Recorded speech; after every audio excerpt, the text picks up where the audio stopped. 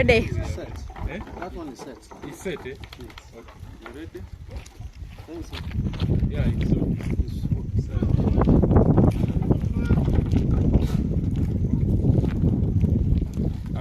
Hello viewers and our dear followers, listeners. This is Julius, and together with our visitors who came into Uganda from Nigeria, West Africa. They will introduce themselves first, and we shall dive into the contents of this episode for today. I'll give it over to them to introduce themselves. We're from Nigeria, specifically Ondo State. The states, we have 36 states, with 5 cities in the capital of the country. I have here with me my commissioner and also former Deputy Speaker of our House of Assembly, Honorable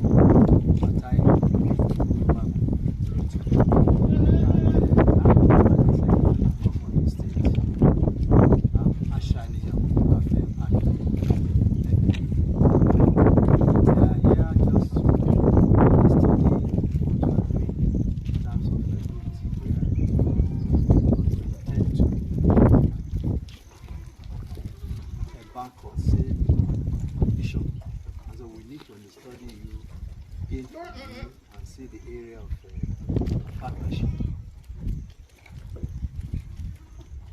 Yes, so thank you for that introduction.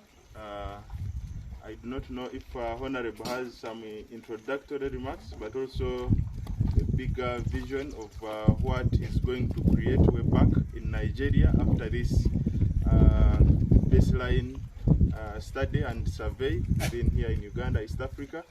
Yes, I thank you for accommodating us. Since we have been in Uganda to understudy you, you have been amazing to us, and we have had a writing moment with you in the office and on your feet. Like my permanent secretary, we are not only government officials, we are farmers and entrepreneurs. And we have specifically come to understudy your model of goat rearing. And what we have seen here is quite amazing, because the mainstay of Nigerian economy apart from oil is agriculture. And this is a very good livestock setting. So we have come practically and physically to see what we have here, and we have learned a lot. And we want to embark on a large-scale enterprise of this nation.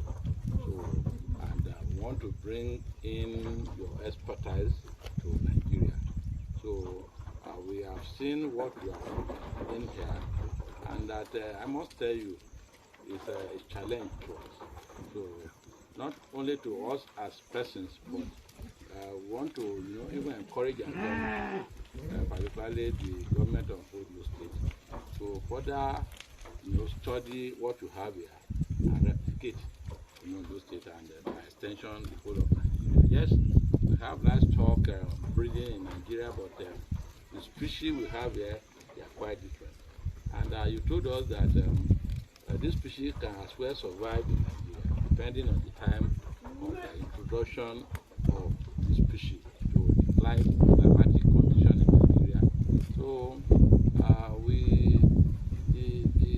your animals are not only neat, but you have even trained them to know their different parts of it. And even the young ones, the newly born goats. So it amazes me how they know their mothers. So upon release, so we have understudied how you feed them, the pellets and the grasses and the variety of grasses.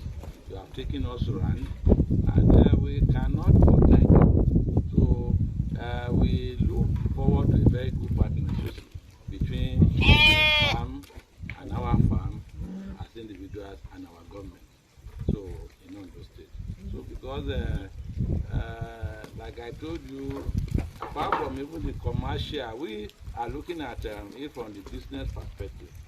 And of course, you know, rearing of animals equally gives you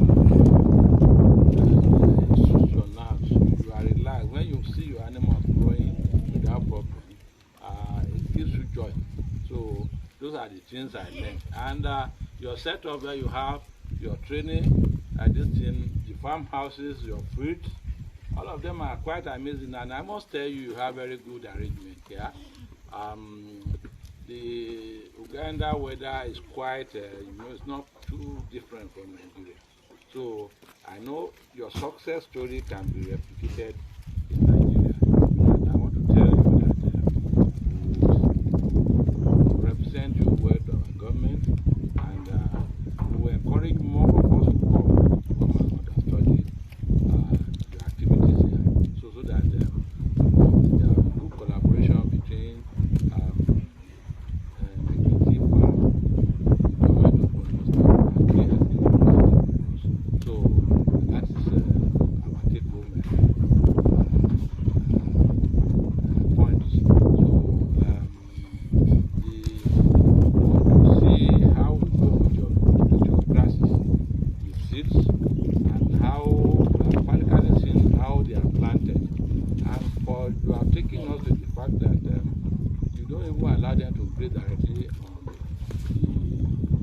grasses you planted, you harvest them as fresh and feed them freshly or make hay out of them. So, and I can be sure, since you don't have rain all through the year, so you may have a storage system for the grasses that will take you through the dry season.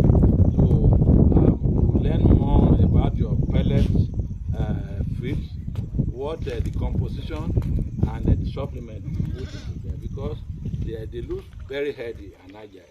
So, of course, what you have not told us, which we want to know, is the mortality rate. Do you experience any death, any mortality from the farm, and how to cope it and how to foresee and guide against them? But upon all, I must, like I told you, Uganda people, what you are describing, everybody smiles here. You are happy people. Because in Nigeria we are always very happy. We are happy people, and you exhibit the brotherliness, the brotherhood we enjoy among we Africans. So with this, having the government backing and encouragement, it will be, we will have enough meat, good meat. And I'm even sure you cannot, your activities there has a global market. So anybody who invests in this kind of entrepreneurship can never regret, because you have a global market, because we will purchase from you here, and once we develop in Nigeria, like you assured us, you will have a market for us. So as much as we produce, you are ready to give us the network, so to sell them across Africa and beyond Africa. So I thank you very much for your patience and for the understanding you have shown to really taught us how you come to this level. And we are praying that within the shortest possible time, you will not only have more story, but will surpass it. So, like you said while you were in your office, we want exchange programs, how you train our people, whether they come here or you come and visit us. But definitely we have agreed that you come to Nigeria to come and help us to set up our farm. Then the management and everything will saddle with the responsibility. So that Nigeria and Uganda, through this network, can become cemented together and become a family. Thank you very much. Thank you so much, Honorable, for those remarks. Really fascinating. And I want to answer to some of the issues you have been raising around mortality and around acclimatization. So I will start with the acclimatization issue. Most people have a myth that animals will not perform in different environments and they will perform in other environments. And this we have been explaining while at office, and I want to make it also clear to all the viewers that goats are hard animals and they can get used and acclimatized to any environment. Most of these exotic breeds are from South Africa, which is a desert area, but they have been working well all around East Africa here, and we also hope that even in West Africa they can do very well. And the only thing that we want to tell farmers is the process of acclimatization. You don't have to bring in all the animals, because all the animals have an issue with getting to acclimatize to new environments. Younger animals, about 8 months to 1 year, are preferred for exchange if you are exporting or importing to any new environment. So that is why most of us have been getting challenges with animals getting used. When you take an animal, when it is young, to a new environment, it will be very easy for it to get used to that environment. Even the offsprings that it will give to will be used to that environment, and they will be able to survive going forward. On the issue of mortality that he raised, of course, animals are living things.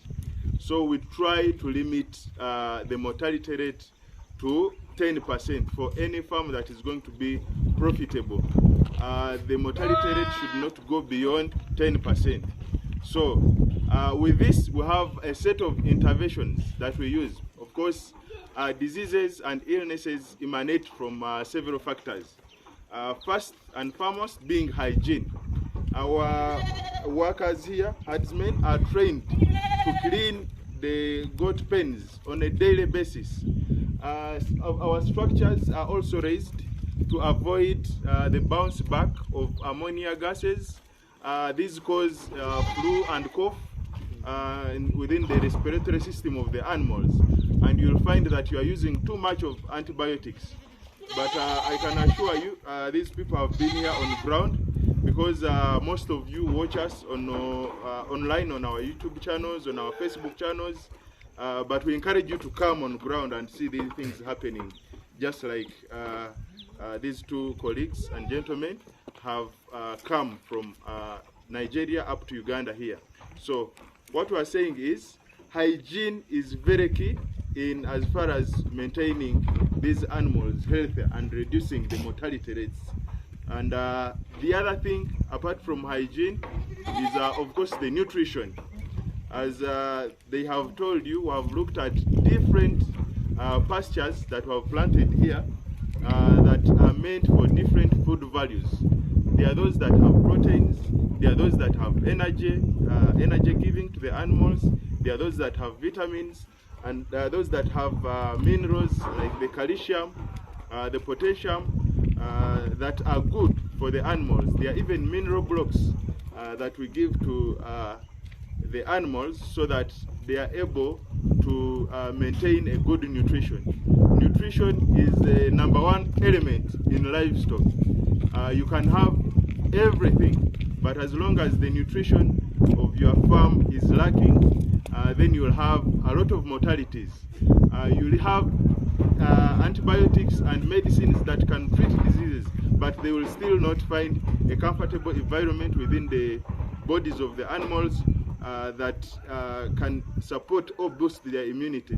So the best way is to have a strong immunity system by boosting the nutrition of the animals and feeding them on a balanced diet.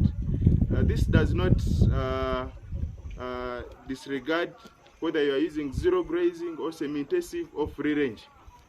If you are using free range, you can have a small area of supplements that you can grow and supplement the animals so that they grow at standard weight gains as they develop.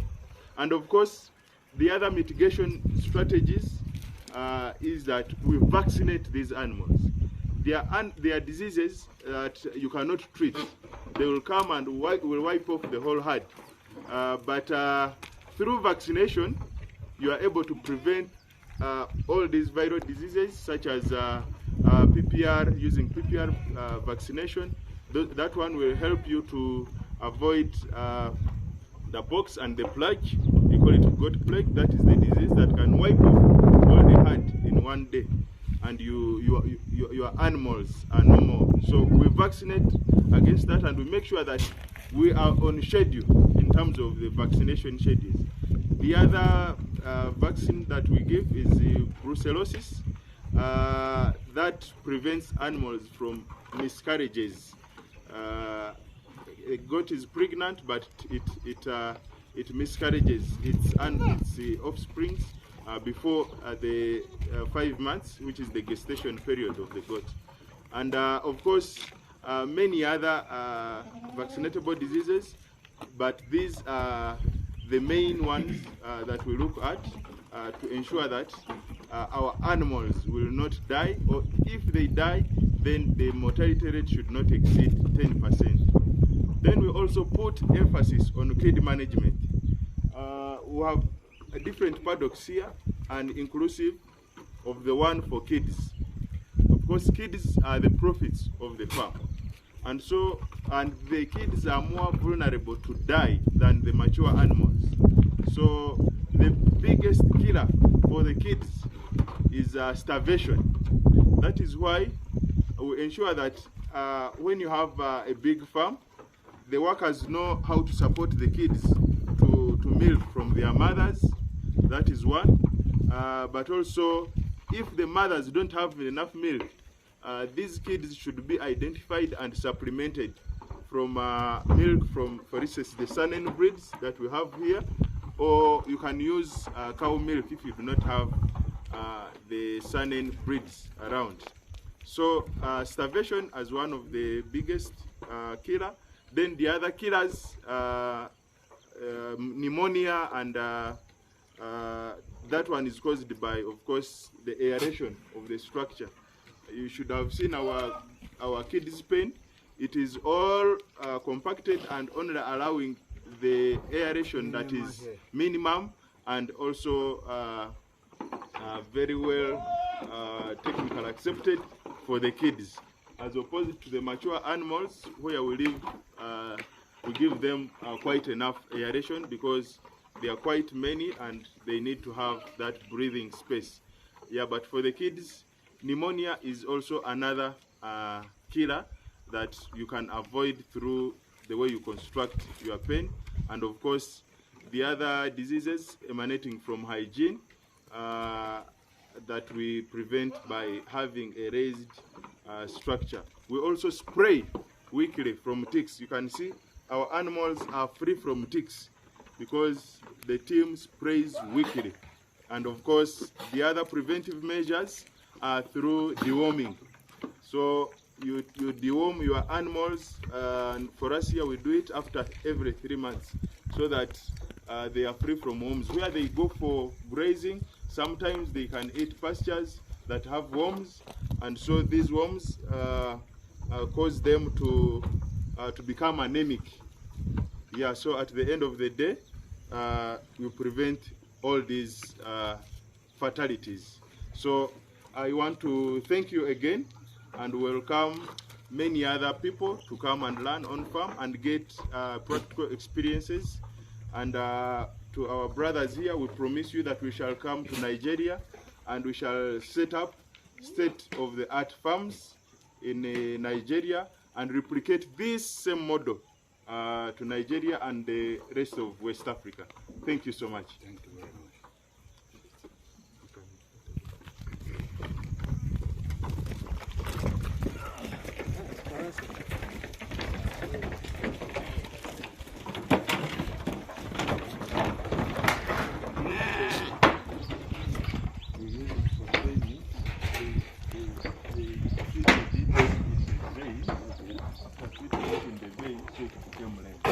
So we use it to train these people that